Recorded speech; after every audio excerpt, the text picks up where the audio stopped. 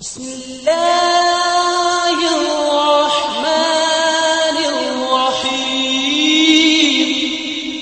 الحمد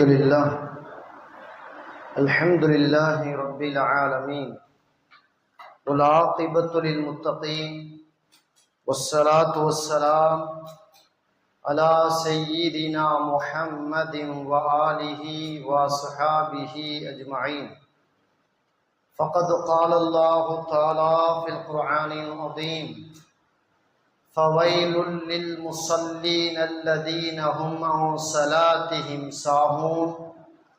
فقد قال رسول الله صلى الله عليه وسلم: إن أحدكم إذا قام يصلي إنما يقوم يناجي ربه فلينظر كيف يناجيه.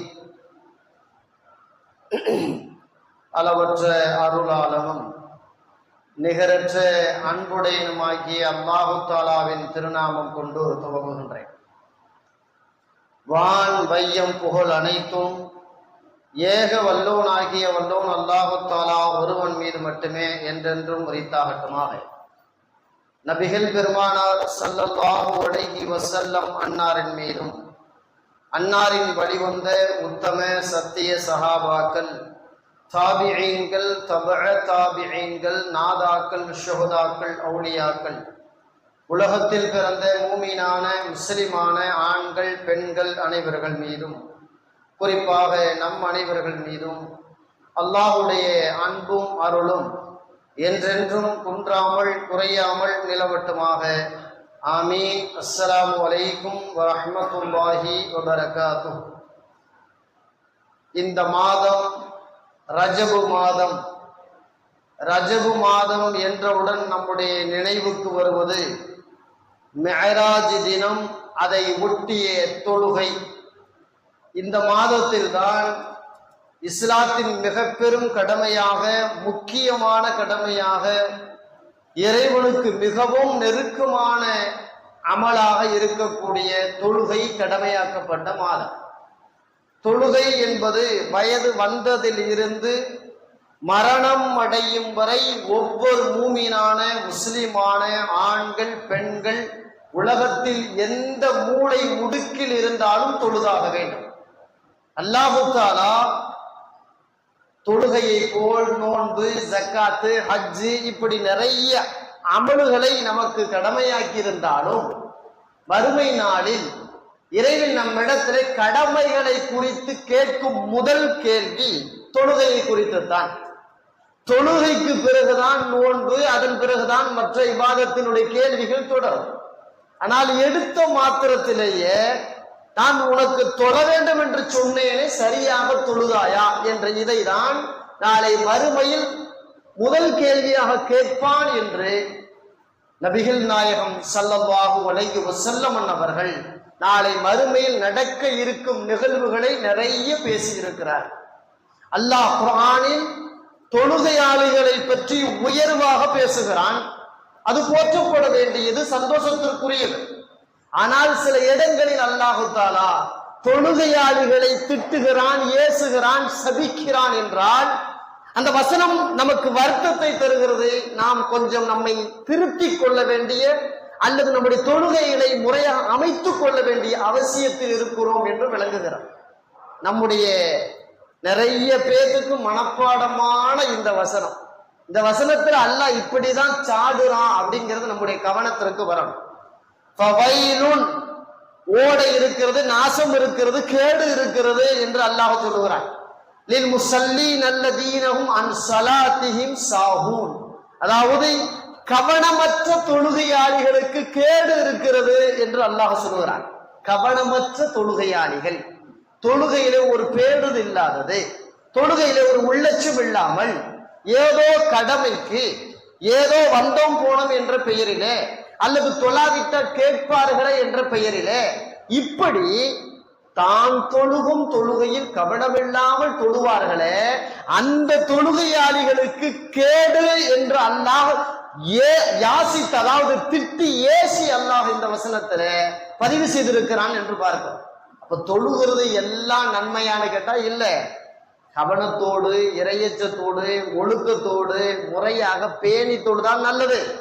அதே நேரத்துல தொழுகையில கவனம் இல்ல, உள்ளட்சம் இல்ல, ஏதோ விளையாட்டு பிள்ளை மாதிரி, ரசூலுல்லாவுடைய பார்வையில காக்கா குத்துற மாதிரி இப்படி எல்லாம் தொழுதா இவன் தொழாம இருந்ததை விட மோசமான, தொழாம இருக்கிறத விட மோசமான. வாழ்க்கையில குறிப்பா முஸ்லிம்கள்ல தொழவே இல்லை வாழ்க்கையில யாரையா சொல்ல முடியுமா? அப்படி ஒரு ஆளே கிடையாது. 5 வேளை தொழுகுறவங்க இருக்கிறாங்க, ஜும்மா மட்டும் வர்றவங்க இருக்கிறாங்க, ஜும்மாவே இல்லாட்டும் பெருநாளைக்கு வரவங்க இருக்கிறாங்களா இல்லையா? இல்லையா? அப்போ தொழுகை எப்படியாவது முஸ்லீமும் மூமினும் தொழுகிறாங்க. அந்த தொழுகை எப்படி இருக்குன்னு தெரியும். இந்த ரஜபு மாதம் நமக்கு சொல்ற பெரிய பாடம் என்னன்னு கேட்டா, இந்த மாசத்துல தானே தொழுகை கடமை. அந்த தொழுகை நாம எப்படி கவனமா இருக்கிறோம் அப்படிங்கிறது இங்க முக்கியம். எங்க போய் தொழுதாலும் சரிங்க, அதாவது கவனம் இல்லாத தொழிய கஅபாக்குள்ள தொழுதாலும் சரிதான், அந்த தொழுகை அவனுக்கு கேடுதான். கவனம் இல்லாம தொழுகிற தொழுகை மஸ்ஜிது நபவியில போய் தொழுதாலும் சரிதான். இந்த ரவுதான்னு சொல்றோம்ல மதீனாவுல, சொர்க்கத்து பூங்கா, அங்க தொழுகிறதுக்கு 2 நிமிஷம் 3 நிமிஷம் டைம் கிடைக்கும். முட்டி மோதி அடிச்சு குடிச்சு போறோமா இல்லையா? அங்க போய் தொழுதாலும் கவனம் இல்லாத தொழுகையா இருந்தா அது அவனுக்கு நாசம்தான், அது அவனுக்கு கேடுதான். அவன் தொழுகையே அவனுக்கு எதிர்மறையா வந்து நிற்கும் அப்படிங்கிறத மார்க்கும் ரொம்ப தெளிவா சொல்லி கொடுத்துருக்கு. பெருமானார் ஸல்லல்லாஹு அலைஹி வஸல்லம் மஸ்ஜிது நபவியில உட்கார்ந்துருக்கான்.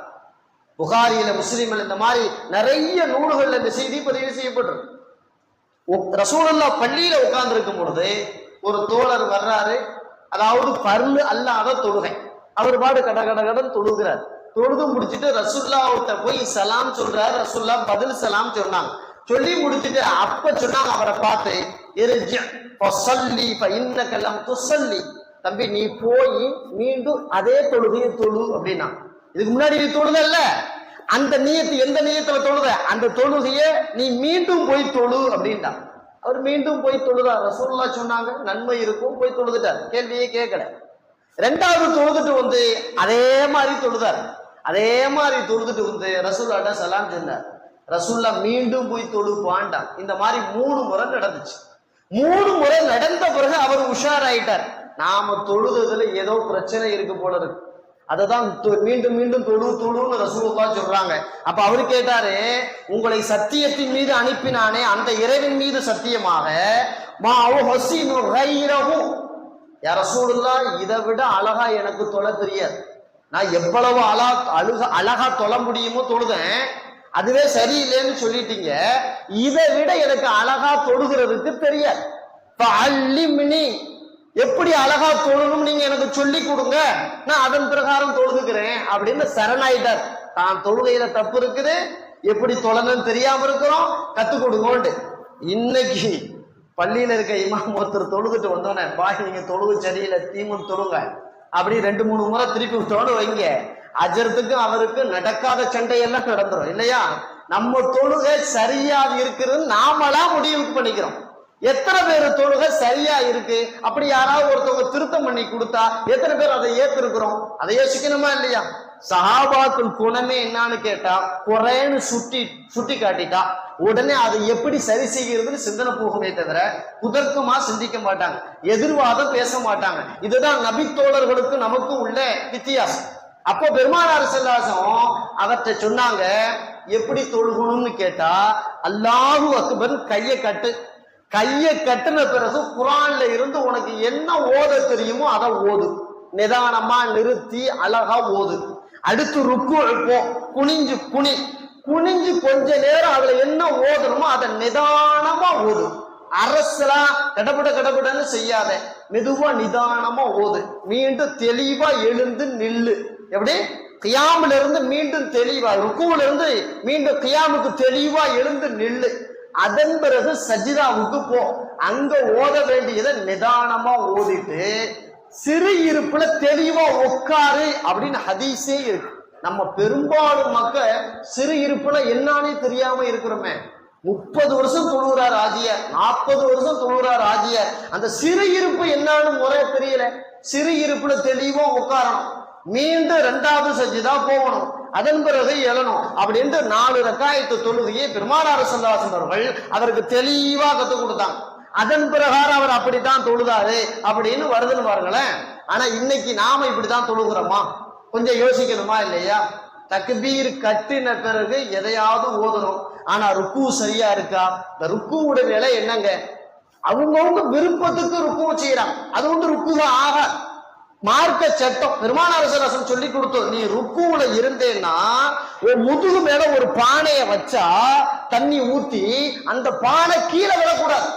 அவ்வளவு தெளிவா பிளாட்டா இருக்கணும், அப்படியே இருக்கணும், சேர் மாதிரி அப்படியே இருக்கணும். அதுக்கு பேரு தான் ருக்கு. நாம எத்தனை பேர் ருக்கு அப்படி செய்யறோம்? முதுக சரியா வளைக்கிறோமா? கவனம் எடுக்கணுமா இல்லையா? அடுத்து நம்ம சஜிதா போறோமே, சஜிதாவை எவ்வளவு அசிங்கமா செய்ய முடியுமோ அந்த அளவுக்கு அசிங்கமா செய்யறோமே, அது எப்படி சஜிதான்னு தெரிஞ்சுக்க வேண்டாமா? மைமூனா ரலியல்லாஹு தஆலா அன்ஹா, ரசூலுல்லாஹ்வுடைய அன்பு மனைவி சொல்றாங்க, ரசூலுல்லாஹி ஸல்லல்லாஹு அலைஹி வஸல்லம் அவர்கள் சஜிதா போனார்கள் என்றால் அவங்க கையை அப்படி விரிச்சு வச்சிருப்பாங்க, நெத்தி பூமியில இருக்க கையை விரிப்பாங்க, ஒரு சின்ன ஆட்டுக்குட்டி அந்த சந்துக்குள்ள போயிட்டு வந்துடும். எப்படி? ஒரு சின்ன ஆட்டுக்குட்டி அந்த சந்துக்குள்ள போயிட்டு வந்துடும். அந்த அளவு கையை தெளிவா விரிச்சு வைப்பாங்க அப்படின்னு வரும். நாம என்ன பண்றோம்? கைய ஒண்ணு ரசூலுல்லாஹி ஸல்லல்லாஹு அலைஹி வஸல்லம் திட்டவே செய்யறாங்க, இந்த நாயி மாதிரி சஜிதா செய்யாதீங்கன்னே வருது ஹதீஸ்ல, முஸ்லிம்ல. நாயிருப்பு வேண்டாம். நாயிருப்புனா என்னங்க? சஜிதாவுல இந்த கையை அப்படியே கொண்டு போய் வச்சிடறது, 2 கையும் அப்படியே வச்சிடறது. இந்த முளை இந்த முட்டியில இருந்து இந்த கை வரைக்கும் ஃபுல் அண்ட் ஃபுல் சஜிதாவுல இருக்கும். அதுக்கு பேரு நாயிருப்பு. அந்த இருப்பு கூடாது அப்படின்னு பெருமானார் ஸல்லல்லாஹு அலைஹி வஸல்லம் சொல்றாங்க. அப்போ தொழுகையில இத்தனை வருடமா தொழுகிறோமே, ருக்கு சரியா செய்யறோமா, ருக்கு சுஜூது சரியா செய்யறோமா அப்படிங்கறதுல நம்முடைய கவனத்துக்கு வரணுமா இல்லையா? தொழுகையிலுடைய முறை தெரியாம அல்லது அதை பத்தி விரும்பாம கடவுடால ஏதோ மாதிரி தொழுகிறதுல மார்க்கு அது உடன்பாடே கிடையாது. அந்த மாதிரி தொழுகையாளிகள், கவனம் இல்லாம தொழுகையாளிகளை தான் அல்லாஹ் இந்த வசனத்துல ஏசுறான், திட்டுறான்னே வருது. பெருமானார் ஸல்லல்லாஹு அலைஹி வஸல்லம் திட்டி இருக்கிறாங்களே, அது அவங்க ஸ்டைல்ல திட்டி இருக்கிறாங்க. அதாவது தொழுகை திருடன் அப்படின்னு ஒரு திருடனை அறிமுகப்படுத்துறாங்க. காசு பணம் திருடுறவன், சொத்து சொத்து திருடுறவன், ஆளுகளை கடத்திக்கிட்டு போறவன் திருடுறவன், என்னென்னமோ 1000 திருடன் இருக்கானா இல்லையா உலகத்துல. ஆனா தொழுகை திருடன் ஒருத்தர் இருக்கானா. பெருமானார் ஸல்லல்லாஹு அலைஹி வஸல்லம் சொல்றாங்க, இப்னு குஸைமாவுல, அஹ்மதுல, தபரானில, ஹாக்கிம்ல எல்லா நூல்ல இந்த ஹதீஸ் பதிவு செய்யப்பட்டிருக்கு. அதாவது அஸ்வஅன் நாசி சரிகதன் அல்லதி யஸ்ருகு மின் ஸலாத்திஹி, உலகத்திலேயே பெரிய மோசமான திருடன் யாரு தெரியுமா அப்படின்னு கேட்டாங்க. கேட்டுட்டு சொல்றாங்க, அல்லதி யஸ்ருகு மின் ஸலாத்திஹி, தொழுகையில திருடான் பாரு, அவன் தான் திருடன்லயே மோசமானவன். அட திருடனே மோசமானவன், அதுலயும் மோசமான ஒருத்தர் இருக்கிறான்னு கேட்டா தொழுகை திருடன் அப்படின்னு ஒரு திருடனை அறிமுகப்படுத்துறாங்க. அப்ப பெருமானார் ஸல்லல்லாஹு அலைஹி வஸல்லம் கேட்டாங்க, இது என்ன தொழுகை திருடன்? காசு பணம் நகை நட்டு வீடு வாசல் அதை இதை திருடுறவன், ஆட்டையை போடுறவன கேள்விப்பட்டிருக்கோம், இது என்ன புதுசா ஏதோ ஒரு தொழுகை திருடன்னு சொல்றீங்களே அப்படின்னு கேட்ட பொழுது, என்னன்னு கேட்ட பொழுது பெருமானார் ஸல்லல்லாஹு அலைஹி வஸல்லம் சொன்னாங்க, அதாவது லா யுகிம்மு ருக்குஅஹ, அவன் தொழுவான், ருக்குஐ முறையாக பூர்த்தியாக செய்ய மாட்டான், வலா சுஜூதுஹா, அவன் சஜிதாவை முறையாக பூர்த்தியாக செய்ய மாட்டான், வலல் கிராஅத்து ஃபீஹா, அதுல என்ன ஓதணுமோ அதை சரியா ஓத மாட்டான். கடப்பட கடப்பட கடப்பட கடப்படன்னு ஓட்ட, அதாவது ஓட்டப்பானைக்குல நண்டு விட்ட கதையா. சில பேரோட கிராத்தை கேட்கவே அன்னீசியா இருக்கும். அல்ஹம்துலில்லாஹி ரப்பில் ஆலமீன் அர்ரஹ்மானிர் ரஹீம், இதுக்கு என்ன பாத்தியா சூராவா? இது எப்படி ஓதணும் அதை பத்தி தெரிஞ்சுக்கலாமா இல்லையா? ஆஜியார் 30 வருஷம் தொழுகிறீங்களே, இந்த அலுவலகம் சொல்ல தெரிய வேண்டாம்? பேரன் எடுத்தாச்சு, பேத்தி எடுத்தாச்சு, எவ்வளவு வயசாயிடுச்சு, அந்த பாத்தியா சூரா, லம்மு சூரா, இதை எதையாவது சரி பண்ண வேண்டாமா? அதுக்கான ஒரு முயற்சி எடுக்க வேண்டாமா? உலகத்துல நாம எவ்வளவு முயற்சி எடுத்து படிச்சு பட்டங்கள் வாங்கி சொத்து பொத்து சேர்த்து அதை இதை பண்ணி நாட்டை ஆள்ற அளவுக்கு எல்லாம் மனுஷன் போயிட்டோமே, இந்த தொழுகை விஷயத்தை நமக்குன்னு ஒரு பேணுதல் வேண்டாமா? பெருமானார் ஸல்லல்லாஹு அலைஹி வஸல்லம் உச்சகட்டமாக சொல்றாங்க, அதுதான் இங்க ரொம்ப ரொம்ப கவனிக்க வேண்டியது. உச்சகட்டமா சொல்றாங்க பெருமானார் ஸல்லல்லாஹு அலைஹி வஸல்லம். என்னன்னு கேட்டா, அதாவது இப்னு குஸைமா, பைஹகி எல்லா நூல்லையும் இப்படி ஒரு செய்தி இருக்கு. பெருமானார் ஸல்லல்லாஹு அலைஹி வஸல்லம் பள்ளிவாசல இருக்கும் பொழுது ஒருத்தர் வர்றாரு, ரசூலுல்லாஹ் பார்வையில தொழுகிறாரு, கடபட கடபட கடபடாண்டு ருக்கு சுஜூது கிராத்து அது இது எல்லாம் கடுமையான வேகம், கடுமையான ஸ்பீடு, அப்படி இப்படின்னு எல்லாம் தொழுக முடிச்சார். தொழுக முடிச்ச உடனே பெருமானார் ஸல்லல்லாஹு அலைஹி வஸல்லம் அவரை பார்த்து மக்களுக்கு சொன்னாங்க, அத்தரவுனே ஹாதா, இந்த மனுஷனை பாக்குறீங்களா, இந்த மனுஷன் எப்படி தொழுதாரு பாத்தீங்களா அப்படின்னு கேட்டுட்டு, மன் மாத்தா அலாஹாதா, இவர் இருக்கிற இந்த நிலையில யாராவது ஒருத்த மௌத்தா போயிட்டா, கடபடான தொழுகிற முசல்லியை சொல்றாங்க, தொழுகையில வேகம் காட்டுற முசல்லியை சொல்றாங்க. கடபடான தொழுகிற மாதிரி ஒருத்தன் வாழ்ந்து அந்த நிலையில ஒரு மௌத்தா போயிட்டார்னா, மாத்தா அலா கைரி மில்லதி முஹம்மது, பெருமானார் ஸல்லல்லாஹு அலைஹி வஸல்லம் சொல்றாங்க, முஹம்மது ஆகிய என் மார்க்கத்தில் அவர் மௌத்தாக மாட்டார். அல்லாஹு அக்பர். அதாவது முஸ்லிமா மௌத்தா போக மாட்டாருன்றாங்க ரசூலுல்லாஹி ஸல்லல்லாஹு அலைஹி வஸல்லம். என் மார்க்கத்தில் அவர் மௌத்தாக மாட்டார் அப்படின்னா, ரசூலுல்லாஹ் மார்க்கம் அல்லாத மார்க்கம் ஷிர்கு, குஃப்ரியத்து, பித்அத்து, இந்த மாதிரி மார்க்கத்துல தானே. அட ஈமானு கிடைக்காதுங்கிறாங்க மௌத்து நேரத்துல. தப்பான முறையில வாழ்நாள் முழுக்க திருத்தம் இல்லாம தப்பான நிலையில தொழுகிறவங்களுடைய நிலை என்னாவோ, இறுதி நிலை மோசமாகிவிடும் என்பதை பெருமானார் ஸல்லல்லாஹு அலைஹி வஸல்லம் சொல்கிறார். புகாரியிலேயே இது மாதிரி ஒரு ஹதீஸ் வருதுங்க. உதைபத் இப்னு யமான் ரலியல்லாஹு தஆலா அவங்களே இதே மாதிரி சொல்றாங்க. ஒருத்தர் கடபடான்னு தொழுதாரு, அவரை கூப்பிட்டே சொன்னாங்க, தம்பி நீ தொழுகல, மீண்டும் தொழு, இந்த தொழுகை தப்பானது, இந்த மாதிரி தொழுதுகிட்டு வாழ்ந்தேன்னு சொன்னா ரசூலுல்லாஹ் சொல்லி கொடுத்த மார்க்கத்தில் நீ மௌத்தாக மாட்டாய் அப்படின்னு உதைபா ரலியல்லாஹு சொல்றாங்களே. புகாரியிலேயே நபிமொழி இருக்கு. இப்னு குஸைமாவுக்கு போக வேண்டாம், புகாரியிலேயே இருக்கு நபிமொழி. அப்போ தப்பும் தவறுமாக அல்லது ஏனோ தானாண்டு வேகமாக கடபடான்னு நம்ம தொழுகும் பொழுது, என்னமோ தொழுதாச்சு, கூடுனான்னா கூடாட்டி என்ன அப்படின்னு போயிட முடியாதே. ரசூலுல்லாஹ் திட்டுறாங்க, இவன் திருட்டு பையங்கிறாங்க, அடுத்து சொல்றாங்க ஈமானோட மௌத்து வராதுங்கிறாங்க இல்லையா. அப்ப தொழுகணும், அத முறையா தொழுகணும். தொழுகைக்கு நாம அதுக்கு ஒரு பயிற்சி எடுக்கணும். எப்படி தொழுகணும், என்ன தொழுகணும், முறையா அதன் உடையவர்கள்ட்ட கேட்கணும். அதாவது மார்க்க அறிவுள்ளவங்கள்ட்ட கேட்கணும். மார்க்கத்தை தயவு கூர்ந்து நாம யாரும் தப்பா சொல்லல, மார்க்கத்தை தெரிஞ்சுக்கணும்னா மார்க்க அறிஞர்கள்ட்ட போனாதான் தெரியும். உடம்பு சரியில்லாட்டி டாக்டர் தானே போகணும், சட்ட சிக்கல்னா வக்கீல்கிட்ட தானே போகணும், ஒரு பில்டிங் கட்டணும்னா கட்டட இன்ஜினியரிங் கொத்தனாத்தையும் தானே போகணும். அதே மாதிரி மார்க்கத்தை தெரியும்னா யார்கிட்ட போகணும், மார்க்க அறிஞர்கிட்ட தான் போகணும். கூகுள் மார்க்க அறிஞர் இல்ல, யூடியூப் மார்க்க அறிஞர் இல்ல, அப்படி இப்படி உள்ளவங்க மார்க்க அறிஞர் இல்ல. தெளிவா தெரிஞ்சுக்கணும். மார்க்கத்தை உங்களுக்கு தெளிவா தெரியணும்னா அதனுடைய அறிவுடையவர்கள்ட்ட போகணும். வெறுமனே படோடபமான உடுப்புகளாலோ அல்லது ஏதேனும் யூடியூப் போன்ற தளங்களிலோ ஓடி போய் மார்க்கத்தை தேடினால் அது முறையான மார்க்கமாக இருக்காது, அதிலும் ஒரு சுதப்பல் இருக்கும். அப்போ தொழுகையை பத்தி நாம தெரிஞ்சுக்கணும்னா தொழுகையை கற்றுக் கொடுக்கக்கூடிய அதனுடைய ஆளுங்களிடத்திலே போய் தொழுகிறதுனா என்ன ஏதுன்னு தெளிவா தெரிஞ்சுக்கிட்டா சிறப்பு. அதே போல இது தனியா தொழுகிறவங்களுக்கான நிலை.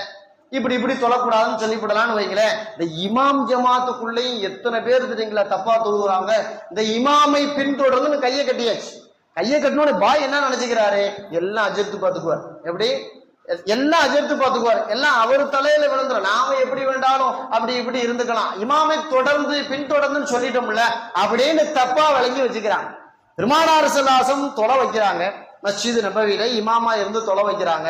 தொழுது முடிச்ச உடனே ரசூலுல்லாஹி ஸல்லல்லாஹு அலைஹி வஸல்லம் மக்களை திரும்பி பேசினாங்க, யா அய்யுஹன்னாஸ் மக்களே, இன்னி இமாமுக்கும், நான் உங்களுடைய இமாமாக தொழுகையுடைய இமாமாக இருக்கிறேன், ஃபலா தஸ்பிகூனி, நீங்க கூட்டு தொழுகையில என்னை முந்தாதீர்கள் அப்படின்னாங்க. ருக்குல என்ன முந்தாதீங்க, வலாபி சுஜூதி, சஜிதாவுல என்ன நீங்க முந்தாதீங்க, வலாபி கியாமி, கியாமுல நீங்க என்னை முந்தாதீங்க, வலாபி இன்சிராஃபி, சலாம் கொடுக்கறதுல என்னை முந்தாதீங்க. தொழுகை இருந்த 4 அம்சம் தானே இருக்கு, இந்த 4 அம்சம் தான் இருக்கு இல்லையா, இதை தாண்டி ஒரு அம்சம் கிடையாது. ரசூலுல்லாஹ் மொத்தத்தையும் சொல்லிட்டாங்க. இன்னைக்கு யதார்த்தம் என்னன்னு கேட்டா, அதாவது இமாம் ருக்கு போறதுக்கு முன்னாடியே ருக்கு போறவங்க இருக்காங்க, சஜிதா போறதுக்கு முன்னாடி சஜிதா போறவங்க இருக்காங்க. அட இமாமி எந்திரிச்சிட்டாரா தெரியாமலே அவங்களா ஓதி முடிச்ச உடனே அவங்களா அப்படி எந்திரிக்கிற நிலை, இது எவ்வளவு தப்பான நிலை. ரசூலுல்லாஹி ஸல்லல்லாஹு அலைஹி வஸல்லம் இது கூடாத நிலைன்னு சொல்றாங்க. அதாவது இமாம் ஜமாத்துன்னு வந்தாச்சு, இமாம் சலாம் கொடுத்தா தான் நாம சலாம் கொடுக்க முடியும்னு வந்தாச்சு. அப்புறம் ஏன் முந்தணும்னு கேட்கிறேன், அப்புறம் ஏன் முந்தணும்? முந்துறது எப்படி இருக்குன்னா, இமாமுக்கு முன்னாடி முந்துறது, அதாவது ட்ரெயின் ஓடிக்கிட்டு இருக்குங்க, எப்படி ட்ரெயின் ஓடிக்கிட்டு இருக்கு, அந்த ஊருக்கு வேகமா இவன் போகணும் முடிவு பண்ணி ட்ரெயினுக்குள்ளே ஒருத்தன் ஓடுனானா, எப்படி வேகமா அந்த ஊருக்கு போயிடணும். அட ட்ரெயினுக்கு போனாத்தானே நீ போவ, ட்ரெயினுக்குள்ள குடுக்குடுன்னு ஓடி என்ன ஆக போகுதுங்கிற, நீ ட்ரெயினுக்குள்ள ஓடுனாலும் உட்கார்ந்து இருந்தாலும் ட்ரெயின் அங்க போனாலும் நீ ஊருக்கு இறங்க முடியும். ஆனா அது மாதிரிதான் முசல்லி ஜமாத்தா தொழக்கூடிய நிலை. இமாம் சலாம் கொடுத்தா தான் நீ சலாம் கொடுத்துட்டு வெளியே போக முடியும் தொழுகையை விட்டு. அப்படி இல்லாத போது இன்னைக்கு நிறைய இடங்கள்ல இமாமுக்கு முன்னாடியே சில பேர் என்ன நினைக்கிறாங்கன்னா, இமாம் அல்லாஹ் அக்பர் சொல்லிட்டார்ல நாம போயிடலாம். இல்ல, அது மிகப்பெரிய தப்பு. வயசான இமாம்கள், அதாவது நோய் நோக்காடு வந்த இமாம்கள் தொலை வைப்பாங்க. தொலை வைக்கும் பொழுது அவங்க தக்பீரை முதல்ல சொல்லிட்டு அடுத்து போவாங்க. அப்படின்னா தக்பீரை கவனிக்க கூடாது. இமாம் ருக்கு போறாரா அப்பதான் ருக்கு போகணும். இமாம் சஜிதா போறாரா அப்பதான் சஜிதா போகணும். இமாம் சலாம் கொடுத்தாரா அப்பதான் சலாம் கொடுக்கணும். நிறைய பேர் செய்யற பெரிய தப்பு சலாம்ல தான். எக்கச்சக்கமான பேர் செய்யற பெரிய தப்பு இந்த சலாம்ல தான். இமாமும் ஒரு பக்கத்துல சலாம் கொடுக்கறவன் நம்மால ரெண்டு பக்கத்துல சலாம் கொடுக்குறான். பட்டார்னு சலாம் கொடுத்துறான். அஸ்ஸலாமு அலைக்கும் ரஹ்மத்துல்லாஹி சொல்லிட்டு அந்த தொழுகை விட்டு ஓடுறதில்ல. இந்த தொழுகை எப்படி பூர்த்தியாகும்? இமாமை பின்தொடர்ன்னு சொல்லிட்டாலே இமாம செஞ்ச பிறகுதானே செய்யணும். அவர் தானே தொழுகையில தலைவர். அவருக்கு கீழே தானே நாம போகணும் தொழுகை விஷயத்துல. அந்த நிலை இல்லாத போது கொஞ்சம் யோசிக்கணுமா இல்லையா? பெருமானார் ஸல்லல்லாஹு சுருக்கமா சொன்னாங்க, தொழுகைனா என்ன, அதை எப்படி தொழுகணும், தொழுகையில என்ன மனநிலை நமக்கு வரணும். இன்ன அஹதக்கும் இதா காம யுஸல்லி, நீங்க உங்கள யாராவது ஒருத்தர் தொழுகைக்காக எந்திரிச்சு நின்றுட்டீங்க, கியாமுல தொழுகையில நீங்க வந்துட்டீங்கன்னு சொன்னா, இன்னமா யக்கும் இனாஜி ரப்பஹு, உங்க இறைவனிடத்துல ரகசியமாக நீங்க உரையாட தயாராகி விட்டீர்கள் அப்படின்னு பெருமானார் ஸல்லல்லாஹு அலைஹி வஸல்லம் சொல்றாங்க. ரகசியமா அல்லாஹ்ட்ட உரையாடுறதுக்கு பேரு தான் தொழுகை. அல்லாஹ்ட்ட உரையாடுறதுக்கு பேரு தான் தொழுகை. அதனால ஃபல்யம்புர் கைஃப யுனாஜிஹி, உங்க ரப்பிடத்திலே நீங்கள் எப்படி ரகசியமாக உரையாட போகிறீர்கள் என்று நீங்களே முடிவெடுங்கள் அப்படின்னு ரசூலுல்லாஹ் சொல்லிட்டாங்க. அல்லாஹ்ட்ட பேசணும்னா எவ்வளவு ஆசை இல்லையா? மூசா அலைஹிஸ்ஸலாத்தை பத்தி அல்லாஹ் குர்ஆன்ல இப்படியே பதிவு செய்யறான். மூசா உங்க கையில இருக்கிறது என்னன்னு அல்லாஹ் கேட்டான். ஒரே கேள்விதான் கேட்டான். அவர் கொடுத்தாரு பாருங்க பதில். அல்லாஹ்ட்ட பேசிக்கிட்டே இருக்கணும். இது குச்சி, இந்த குச்சியை எடுத்துதான் நான் ஆடு மாடு மேய்க்கிறேன், அதுக்கு தலையை பிடுங்கி போடுறேன், அந்த குச்சியை நிப்பாட்டி அது மேல சாஞ்சுக்கிறேன். ஆசை என்ன தெரியுங்களா? படைச்சவன்ட்ட நீண்ட நேரம் பேசணும். படைச்சவன்ட்ட நீண்ட நேரம் பேசணும். அவன் கேட்ட கேள்வி மட்டும் பதில் இல்ல, அதையும் தாண்டிய பதில் நீளமானது. இதுதான் நபிமார்களின் நிலை. தொழுகைங்கிறது அந்த நிலைதான். தொழுகைங்கிறது அல்லாஹ்ட்ட ரகசியமாக பேசுற நிலை. அப்ப ரகசியமாக பேசுற நிலை எப்படிங்க தொழுகணும்? நிதானமா அழகா ருக்கு சுஜூத் கிராத் எல்லாத்தையும் தெளிவா செஞ்சு பேணணுமா இல்லையா? அலி ரலியல்லாஹு அவர்கள் சொல்வார்கள், தொழுகை என்றால் ஒரு கிழவனை போல் தொழு, ஒரு முதியவனை போல் நீ தொழு. ஏன்னா முதிய வயசானவங்க வேகமா ருக்கு செய்ய முடியாது, வேகமா சஜிதா செய்ய முடியாது, ரொம்ப ஸ்லோவா போவாங்க, ரொம்ப மெதுவா போய் தான் தொழ முடியும் இல்லையா? வாலிப பிள்ளை 2 ரக்காயத்தை பெரியவங்க தொலை சொன்னா 4 நிமிஷம் ஆயிடும், இவர் 2 நிமிஷத்துல முடிச்சிருவான் இல்லையா? அப்போ அலி ரலியல்லாஹு சொல்லுவதை போல தொழுகையில ஒரு நிதான போக்கு வேண்டும். நிதானம் இல்லாத தொழுகை அது அவ்வளவு தெளிவான தொழுகை இல்லை, அவ்வளவு தெளிவான தொழுகை இல்லை. கிராத்து தெளிவா ஓடணும். அதே மாதிரி ஏதோ வந்தோம் போனோங்கிற வேலை இபாதத்து இந்த தொழுகை அமைஞ்சிட்டா அது சாதாரணமாகவும் விடாதான். பெருமானார் ஸல்லல்லாஹு அலைஹி வஸல்லம் அடுத்து சொல்றாங்க, அது சும்மா நம்மளை விட்டுட்டு போவார். ஏதோ தொழுதுட்டாரு, அப்படி ஆயிப்போச்சு இப்படி ஆயிப்போச்சு, தொழுவு போயிருமா? அதெல்லாம் முடியாது. அதுக்கும் அந்த அந்த தொழுகைக்கு இவனுக்கு மத்தியில உரையாடல் இருக்குங்கிறான். பெருமானார் ஸல்லல்லாஹு அலைஹி வஸல்லம் இப்படியே திட்டவே செஞ்சிருக்கிறான்.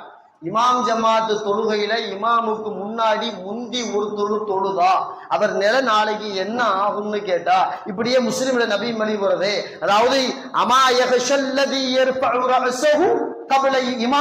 இமாமுக்கு முன்னாடி தலைய ஒசத்தி முந்தி தொழுகிறீங்களே, உங்களுடைய அதாவது உங்க உங்க முக அமைப்பு மாறி போயிரும், நீங்க பயப்பட வேண்டாமா?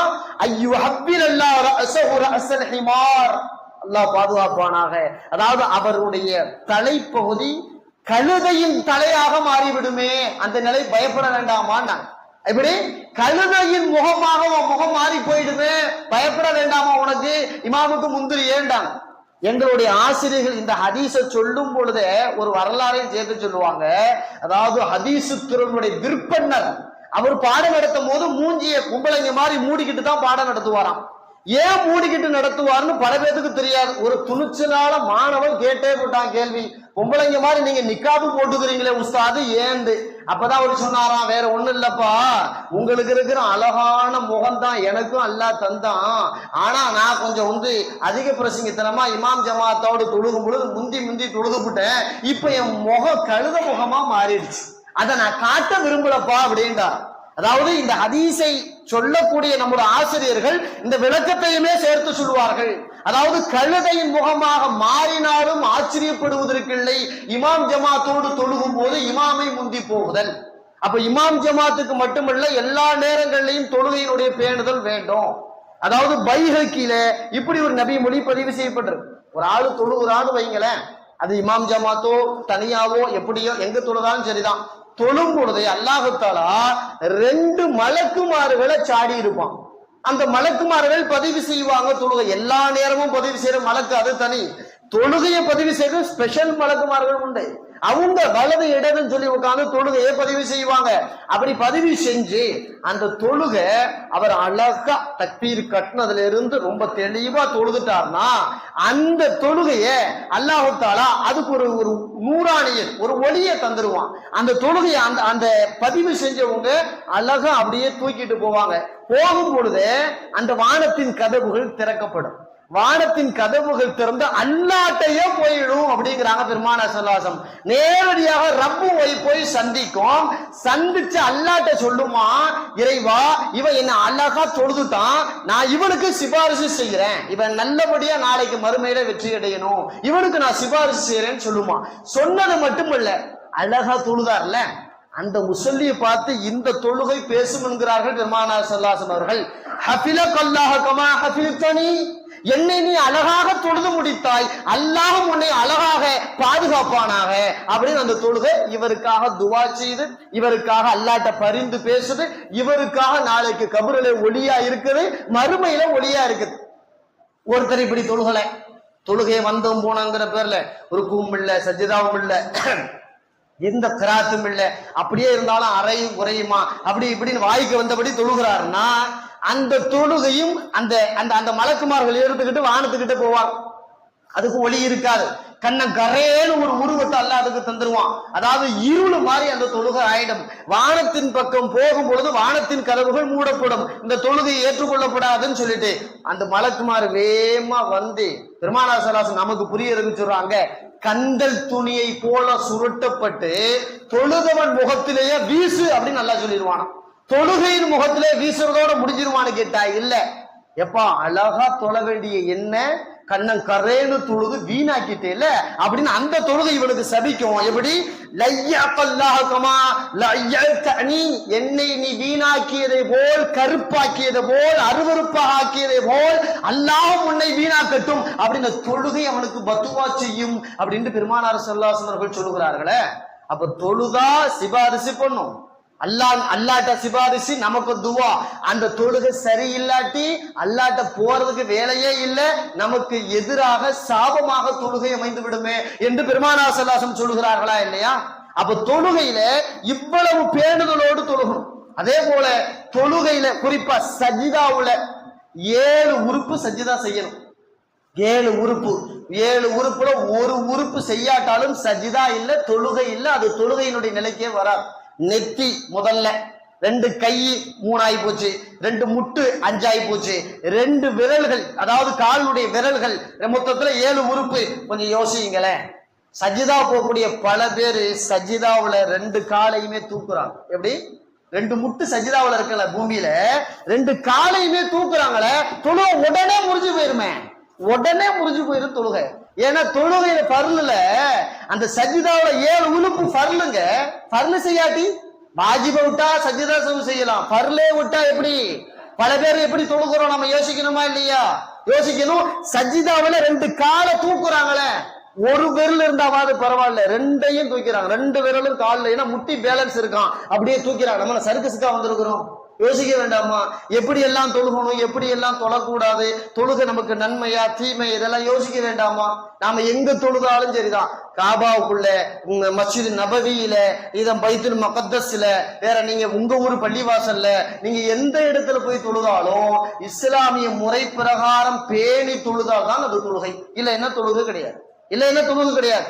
பெருமானார் ஸல்லல்லாஹு அலைஹி வஸல்லம் கடகடன்னு தொழுகிறவனை பார்த்து காகம் ரத்தத்தை கொத்துபவனை போலன்னு திட்டுறாங்களே, உதாரணப்படுத்துறாங்களே. காகம் ரத்தத்தை கொத்தி தின்னுவதை போல இவன் கடகட என்று கொத்துகிறான், இந்த கொத்துதல் தான் இவன் நிலையை தப்பான நிலைக்கு கொண்டு போகுதுங்கிறான். பெருமானார் ஸல்லல்லாஹு சொல்றாங்க, இந்த ரஜபு மாதம் நிறைய சிந்தனைகள் நாம் எடுத்துக்கொண்டாலும் கூட தொழுகை பிரதானமானது. அந்த தொழுகை சரியாக தொழ வேண்டும். தொழ தெரியவில்லை முடியல, தொழுகை தெரியலன்னா ஓபனா வந்து கேட்கலாம். வெக்கமே இல்லை. இதுல என்ன இருக்க வேண்டிய வெக்கம்? எதுல என்ன இருக்கு வெக்கம்? எத்தனையோ படிக்க தெரியாதவங்க நீங்க ஸ்மார்ட் போன் நோண்டுறமா இல்லையா? Facebook, WhatsApp, Twitter etcetera etcetera எல்லாம் இந்த பெருசுக்கு தெரியுது. ஆனா படிக்க தெரியாது. பேரம்பேத்திலே கேட்டு கேட்டே கத்துக்குது. எல்லாத்தையும் சின்ன பிள்ளைய கூப்பிட்டு கேட்டு கத்துக்குது இல்லையா? அது மாதிரி கேட்டு கேட்டு கத்துக்க வேண்டியதானே. எவ்வளவோ சஹாபாக்களுக்கு எழுதப்படுத்த தெரியாது, ஆனா கேட்டு கேட்டு கத்துக்கிட்டாங்க. சஹாபாக்கள் எல்லாத்துக்கும் எழுத படிக்க தெரியுமா? அப்படிலாம் கிடையாது. ஏதோ விரல் விட்டு எண்ணக்கூடிய சஹாபாக்கள் தான் ஆரம்ப காலத்துல இருந்தாங்க. ஓரளவு நபியினுடைய இறப்பின் போது ஓரளவு கத்துக்கிட்டாங்களே தவிர முழுமையா கத்துக்கிட்டாங்க இல்லையே.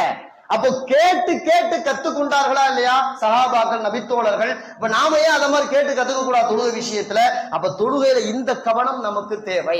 அப்போ தொழுகையில முறையா சரியா கிராத்த ஓதி ருக்கு செஞ்சு சுஜூது செஞ்சு முறையான சலாம் கொடுக்கிறது, அது எல்லாம் பக்காவா இருக்கணும். அப்படின்னா தான் அந்த தொழுகை இவனுக்கு பலனை தரும். வல்லோன் அல்லாஹ் தஆலா நாம் ஐவேளை தொழுகையை சிறப்பாக நபி அவர்கள் சொன்ன பிரகாரம் அனைத்தையும் முறையாக பேணி குஷு குழுவோடு தொழுகும் நல்லடியார்களாக இறைவன் நம்மை ஆக்குவானாக. வாஹிர் தஅவானா அல்ஹம்துலில்லாஹி ரப்பில் ஆலமீன். அஸ்ஸலாமு அலைக்கும் வரஹ்மத்துல்லாஹி வபரகாத்துஹு.